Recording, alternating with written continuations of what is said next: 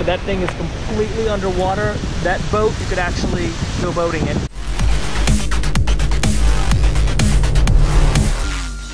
All right guys, so this is part 2. This is the day after the storm.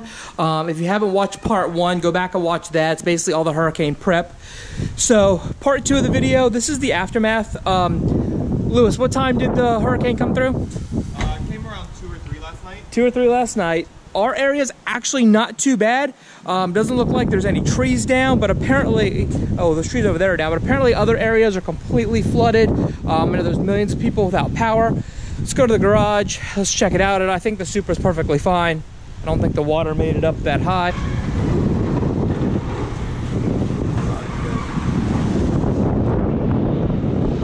All right, super safe. Didn't blow off the jack stands. No problems there. We're gonna go out and show you the aftermath. There's some flooded streets, some down power lines, some down trees. So we're gonna go check it out. All right, guys, so the first road that we came to try to get to the main area where we live, we obviously cannot go that way. It is completely flooded. So we're gonna make a U-turn and try to find a different way into town.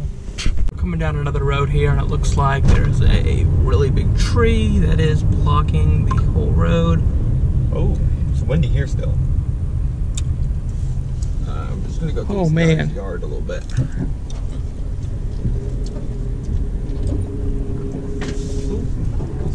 That was pretty bad. That tree was completely uprooted. So a little bit of street flooding here. Luckily we're in a truck, so we're getting through it. But low car definitely would not make it. So we're driving around and pretty much it's looking like the same everywhere. A lot of down fences, a lot of trees on power lines. Surprisingly, I haven't lost power yet, but I know a lot of people have. So hopefully it gets restored for people that have lost power. And we're ready to go check on Lewis's house right now. All right, so we're checking on Lewis's house. Everything looks good here. No issues. Coming up on here, that is ridiculous. Why is that guy holding the power line? You saw that, right? Yeah, why is he holding the power line in his hand? Oh my God. This is how people die in a storm, people. By that guy right there holding the power line in his hand.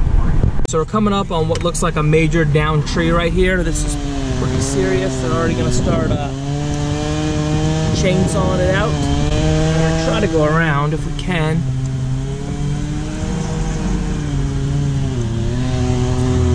Fence and everything's down.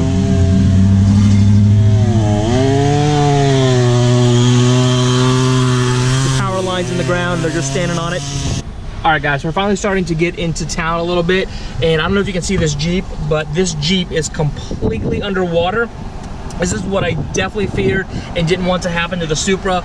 Luckily, I was actually a little high up, but we're gonna stop and show you this Jeep. I don't know if you can see that, but that thing is completely underwater. That boat, you could actually go boating in.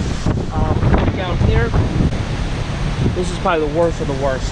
And this is 5 minutes from my house. We can't even drive down that road. I don't know if you can see that Grand Caravan down there, but it's completely underwater, and so is this house. Continue on into town, and oh look, the Eclipse made it, and so what is this, a Caprice?